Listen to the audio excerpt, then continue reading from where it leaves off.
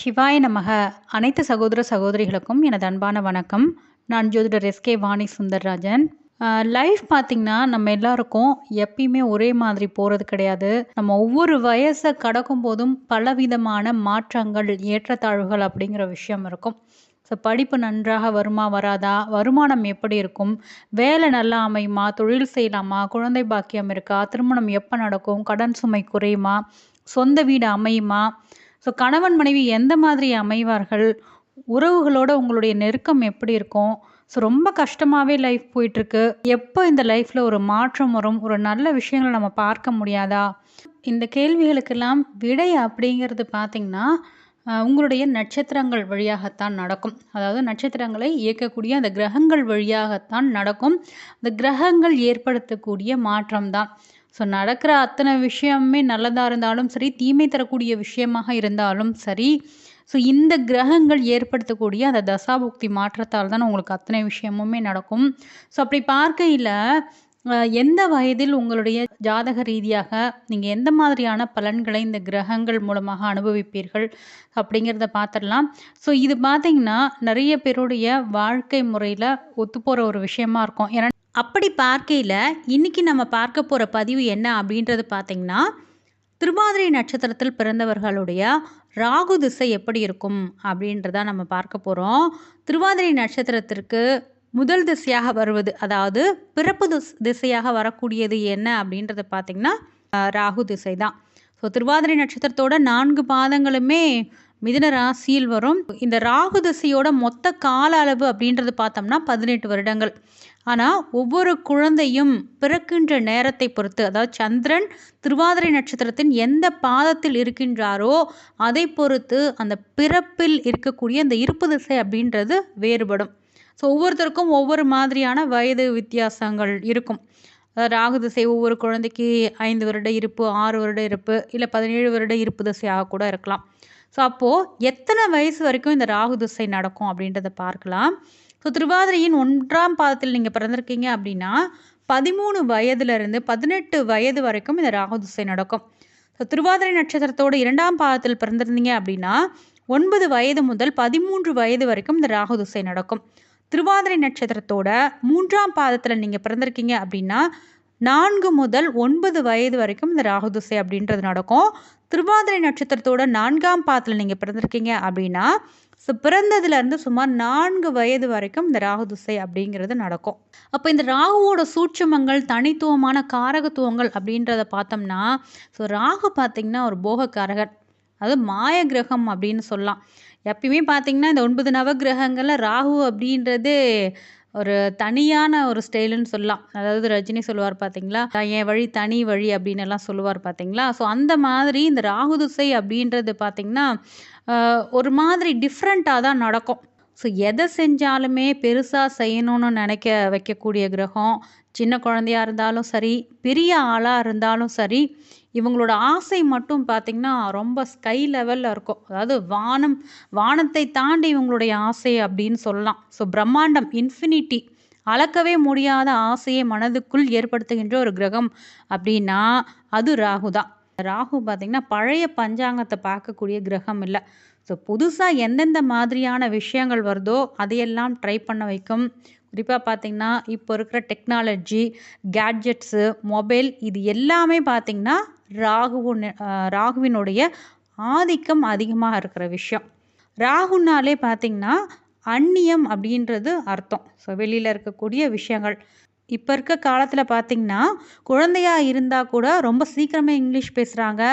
அதே மாதிரி வெளிநாட்டு கார்ட்டூன் மேலே ரொம்ப ஆர்வம் காட்டுறது.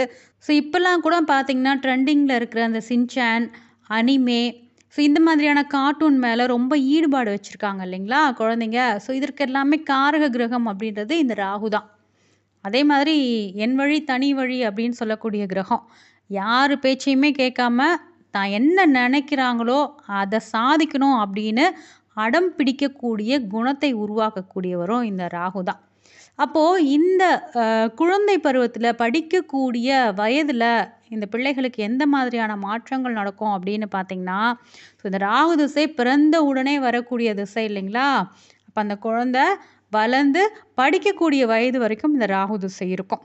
இந்த பலன்கள் அப்படின்றது பார்த்திங்கன்னா பெரும்பாலுமே குழந்தையை விட பெற்றோரை தான் அதிகம் பாதிக்கும். ஏன்னா குழந்தையை வளர்க்கக்கூடிய பொறுப்பு அப்படின்றது பெற்றோர்கள் கிட்ட தான் இருக்குது. குழந்தையால் எந்த ஒரு விஷயத்தையுமே தனியாக செய்ய முடியாது. குழந்தைக்கு பாதிப்பு வருதா இல்லை நல்லது நடக்குதா இது எல்லாமே அந்த காலத்தில் பெற்றோரை தான் சாரும் இல்லைங்களா? ஸோ ராகு வந்து ஒரு நிழல் கிரகம். அப்போது குழந்தை பிறந்த உடனே அப்பாவுக்கோ அல்லது அம்மாவுக்கோ திடீர்னு வேலை மாறக்கூடிய ஒரு சூழல் வரலாம். வேறு வேறு ஊருக்கு ஷிஃப்ட் ஆகக்கூடிய ஒரு சூழலோ இல்லை வீடு மாறக்கூடிய ஒரு சூழலையோ இது ஏற்படுத்தும். அதே மாதிரி குழந்தைங்களை பொறுத்த வரைக்கும் பிடிவாதம் பிடிக்கக்கூடிய தன்மை இருக்கும். அதிகம் பிடிவாதம் பிடிக்கிறது, ஏதாவது ஒரு விஷயம் வாங்கி தரல அப்படின்னா சாப்பாடு கூட வேணாம் அப்படின்னு அடம்பிடிப்பாங்க. அதே மாதிரி புத்திசாலித்தனத்தை பொறுத்த வரைக்கும் எல்லா விஷயத்தையுமே சீக்கிரமாக கற்றுக்குவாங்க. அதாவது மற்ற பசங்களை விட இவங்க பார்த்திங்கன்னா ரொம்ப அட்வான்ஸ்டாக இருப்பாங்க. ஸோ குறிப்பாக பார்த்திங்கன்னா எலக்ட்ரானிக் பொருட்கள் மேலே அதிக ஆர்வம் இருக்கும். அதாவது அந்த கலட்டி மாட்டுறது அப்படின்னு சொல்லுவோம் பார்த்திங்களா?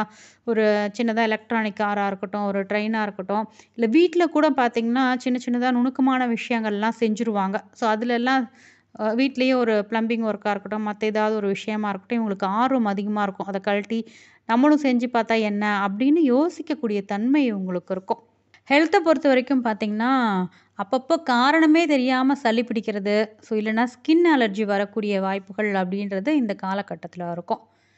இப்போ இந்த ராகு லக்னத்திற்கு எந்த இடத்துல இருந்தால் ஒரு நன்மை தீமையான விஷயங்கள் செய்வார் அப்படின்னு பார்த்தோம்னா, ராகு பகவானை பொறுத்த வரைக்கும் ஸோ ஒரு முக்கியமான விஷயம் என்ன அப்படின்னு பார்த்தீங்கன்னா, ராகுவிற்கு சொந்த வீடு அப்படின்றது எதுவுமே கிடையாது 12 ராசிகளில். ஸோ ராகு எந்த வீட்டில் இருக்கிறாரோ அந்த வீட்டின் அதிபதியை போல தான் செயல்படுவார். அதே மாதிரி ராகுவினுடன் தொடர்பு கொண்ட கிரகம், ராகுவை ஒரு கிரகம் பார்க்கலாம், ராகுவோட அந்த கட்டத்திலேயே ராசி கட்டத்திலே இன்னொரு கிரகம் சேர்ந்து இருக்கலாம். ஸோ அந்த கிரகங்களுடைய குணங்களை பிரதிபலிக்கக்கூடியவர்.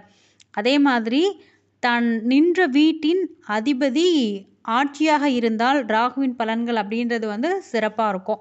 ராகுவை பொறுத்த வரைக்கும் பார்த்திங்கன்னா பொதுவாக 3, 6, 11ஆம் இடங்கள் என்று சொல்லக்கூடிய அந்த உபஜய ஸ்தானங்களில் இருக்கக்குள்ள ராகு மிகச்சிறந்த நன்மைகளை செய்வார். 3ஆம் இடம் அப்படின்றது நல்ல அற்புதமான இடம் அப்படின்னு சொல்லலாம். ஸோ நல்ல தைரியத்தை கொடுக்கறது, புகழை கொடுக்கறது, இளைய சகோதரர்கள்கிட்ட ஒரு செல்வாக்கை ஏற்படுத்தி தரக்கூடிய விஷயங்கள் எல்லாமே ராகு பண்ணுவார். ஸோ 6ஆம் இடத்துல ராகு இருக்கக்குள்ள எதிரிக்கு யமனாக விளங்கக்கூடியவர் அப்படின்னு சொல்லலாம். ஸோ கடன், நோய், எதிரி இந்த 3மே பார்த்திங்கன்னா இவங்கக்கிட்ட நெருங்க முடியாது. எவ்வளோ கடன் இருந்தாலும் அடைச்சிடுவாங்க. அதே மாதிரி எதிரிகளை சமாளிக்கக்கூடியவர்களாக இருப்பாங்க. அரசாங்க வழியில் நன்மைகள் கிடைக்கக்கூடியவர்களாக இருப்பாங்க. ஸோ 11ஆம் இடத்துல இந்த ராகு இருந்தது அப்படின்னா, 11ஆம் இடம் அப்படின்றது ராகுவுக்கு ரொம்ப பிடிச்ச இடம். திடீர் பணவரவு வரதா இருக்கட்டும், ஷேர் மார்க்கெட் லாபமாக இருக்கட்டும், வெளிநாட்டு தொடர்புகள், ஸோ இந்த மாதிரியான விஷயங்களில் ராகு லாபத்தை அள்ளி கொடுக்கக்கூடியவராக இருப்பாங்க. கேந்திரங்களில் இருக்கக்குள்ள 1, 4, 7, 10 ஸோ இந்த இடங்களில் சுப கிரகங்களோட சேர்க்கையிலையோ பார்வையிலையோ இருக்கக்குள்ள ராஜயோகத்தை தரக்கூடிய கிரகமாக இருப்பார். சரி, ராகு எந்த இடத்துல இருந்தால் தீமையான ஒரு விஷயங்களை தருவார் அப்படின்றத நம்ம பார்க்கலாம்.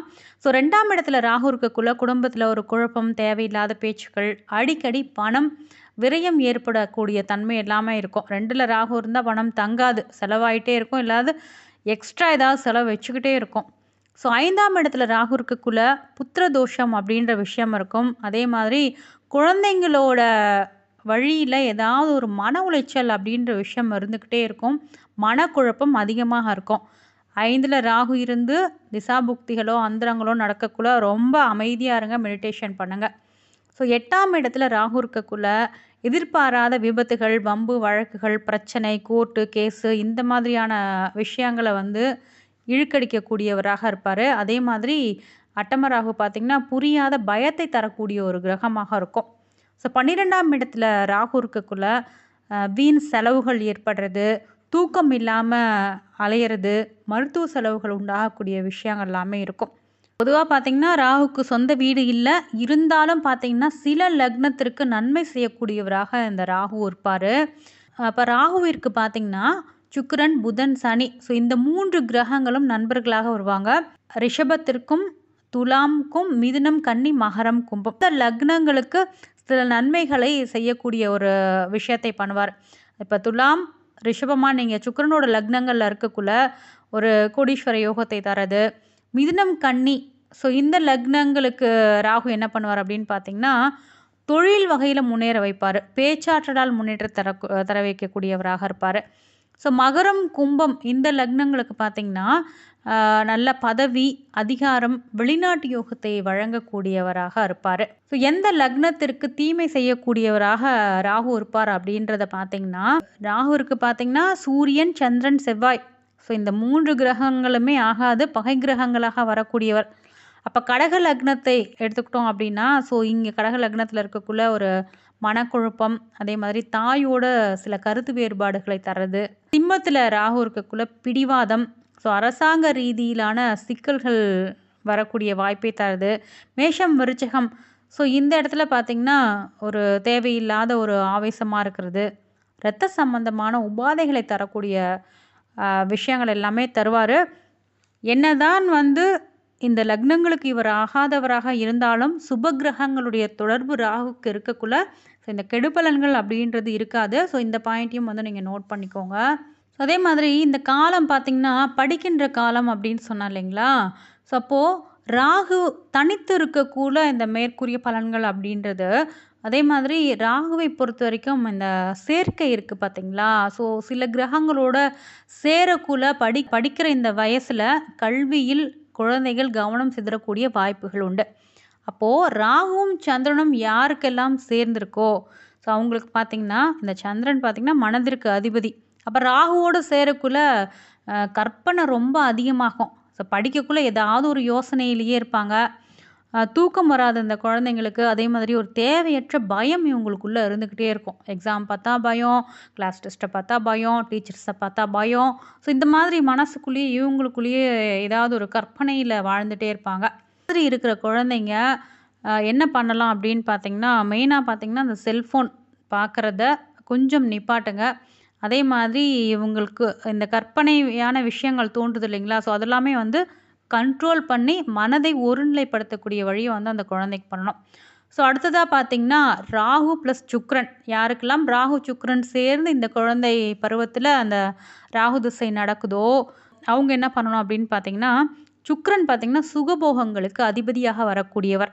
ஸோ இந்த சேர்க்கை இருக்கிறது அப்படின்றது பார்த்திங்கன்னா சினிமா, ஃபேஷன், அதே மாதிரி ஆப்போசிட் ஜெண்டர் மேலே ஒரு அட்ராக்ஷன், அவங்க கவனம் பார்த்திங்கன்னா படிப்பை விட்டுட்டு வேறு பக்கம் திரும்புறது. அப்போ அந்த சொகுசான விஷயங்களுக்கு எல்லாமே இவங்க மைண்டு முதலிடம் கொடுக்கும். ஆடம்பர செலவுகள் அதிகமாகிறது. ஸோ இந்த மாதிரியான விஷயங்கள் இந்த படிக்கக்கூடிய பருவத்திலேயே இருக்கும். ப்ரிகாஷன் பார்த்திங்கன்னா இவங்களுடைய பொழுதுபோக்குகளை குறைத்து கல்வியில் ஒழுக்கத்தை கடைபிடிக்கிறது அப்படின்றது இந்த மாதிரியான குழந்தைங்களுக்கு ரொம்ப அவசியம். ரொம்ப கவனமாக பார்த்துக்கோங்க பெண் குழந்தைங்களுக்கு ராகு சுக்ரன் அப்படின்ற கிரக சேர்க்கை இருக்கக்குள்ள. ஸோ அடுத்தது பார்த்திங்கன்னா ராகு செவ்வாய், ஸோ இந்த கிரக சேர்க்கை இருந்து ராகு திசை நடைபெறுது அப்படின்னா, ஸோ இது பார்த்திங்கன்னா ஒரு பாம்னு வச்சுக்கோங்களேன். ராகுவும் செவ்வாயும் சேர்ந்துருக்கிறது. இப்போ அதீத கோபம் வர்றது, ரொம்ப பிடிவாதம் பிடிக்கிறது, ஆசிரியர்களோடையும் பெற்றோர்களுடனும் வாக்குவாதம் செய்யக்கூடியதெல்லாம் இருக்கும். அதே மாதிரி பார்த்திங்கன்னா இவங்க என்ன பண்ணுவாங்கன்னா பைக் ரேஸோ இல்லை ரொம்ப சாகசமாக ஏதாவது பைக் ஓட்டுறேன் அப்படின்னு ஏதாவது பண்ணிக்கிறது, கீழே விழுந்து அடிபடுறது, அந்த சின்ன வயசுலேயே இதெல்லாம் பண்ணுவாங்க. அவங்களுக்கு தன்னை பெருசாக காமிக்கணும் அப்படின்ற மாதிரியெல்லாம் இங்கே பண்ணுவாங்க. இதில் எல்லாமே கவனமாக இருக்கணும். வீட்டில் பார்த்திங்கன்னா அப்பாவுக்கு தெரியாமல் கூட வண்டி சாவி எடுத்துகிட்டு போய் ஓட்டிட்டு எங்கேயாவது கீழே விழுந்து வாரி இப்படியெல்லாம் கூட வரக்கூடிய வாய்ப்புகள் உண்டு. ஸோ குழந்தைங்கள கவனமாக பார்த்துக்கணும். அப்போது சரியான குழந்தைங்களுக்கு பார்த்திங்கன்னா இந்த கோபத்தை கண்ட்ரோல் பண்ணுறதுக்கு ஏதாவது ஒரு ஸ்போர்ட்ஸில் இவங்களை சேர்த்து விடலாம். அப்போது எந்த கிரகத்தோடு சேரக்குள்ள ராகு நன்மை செய்வார் அப்படின்னு பார்த்தோம்னா, ஸோ ராகு ப்ளஸ் புதன், ராகுவுடன் புதன் சேர்ந்து இருக்கக்குள்ள இது சாணக்கிய யோகம் அப்படின்னு சொல்லுவோம்.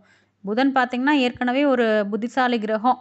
அப்போ ராகுவோட இந்த புதன் சேரக்குள்ள ரொம்ப ஷார்ப்பாக இருப்பாங்க. அப்போது ஒரு மேக்ஸாக இருக்கட்டும், கோடிங்காக இருக்கட்டும், லாஜிக்காக இருக்கட்டும், ஸோ இதில் எல்லாமே ரொம்ப கில்லாடியாக இருப்பாங்க. அவங்க யோசிக்க முடியாத ஒரு விஷயத்தை இந்த குழந்தைங்க ரொம்ப ஈஸியாக செஞ்சுடுவாங்க. அடுத்தது பார்த்திங்கன்னா ராகு ப்ளஸ் குரு, குருவும் ராகுவும் சேர்ந்திருக்கக்குள்ள குரு சண்டால யோகத்தை ஏற்படுத்திவிடும். இது சில இடங்களில் தான் யோகமாக செயல்படும். பொதுவாக பார்த்திங்கன்னா இது ஒரு தோஷம்தான். ஆனால் இந்த சேர்க்கை இருக்கக்குள்ள அறிவை ரொம்ப விருத்திப்படுத்தும். அப்போது பெரிய மனிதர்களுடைய தொடர்பு ஏற்படுறது, வெளிநாட்டு கல்வி கிடைக்கிறது, ரொம்ப ஆழமான நுண்ணறிவு, ஆழமான ஆராய்ச்சி அறிவு கிடைக்கக்கூடிய விஷயமா இருக்கும் இந்த வயசில். அடுத்தது பார்த்திங்கன்னா ராகு ப்ளஸ் சனி. பொதுவாகவே ராகுவும் சனியும் ரொம்ப நெருங்கிய பாகையில் இருக்கக்குள்ள 2 விதமாக செயல்படும். நல்லதாகவும் செயல்படும், கெட்டதாகவும் செயல்படும். அப்போ சனி பார்த்திங்கன்னா உழைப்பு, ராகு பார்த்திங்கன்னா பிரம்மாண்டம். ஸோ இந்த சேர்க்கை இருக்கக்குள்ள தொழில்நுட்பத்தில் சிறந்து விளங்கக்கூடியது, மெஷினரிஸ் இல்லைன்னா கடினமான ஆராய்ச்சிகளில் பெரிய வெற்றியை தரக்கூடிய ஒரு விஷயத்தை பண்ணும். இன்னும் சில விஷயங்கள் கூட நீங்கள் எடுக்கலாம். பிளாக் மேஜிக் மாதிரியான மந்திர தந்திரங்கள்லாம் செய்வாங்க பார்த்தீங்களா? ஸோ ராகு சனி 10 இல்லாமல் இருக்கக்குள்ள அந்த மாதிரியான ஒரு விஷயங்களையும் வந்து ஈடுபடுவாங்க.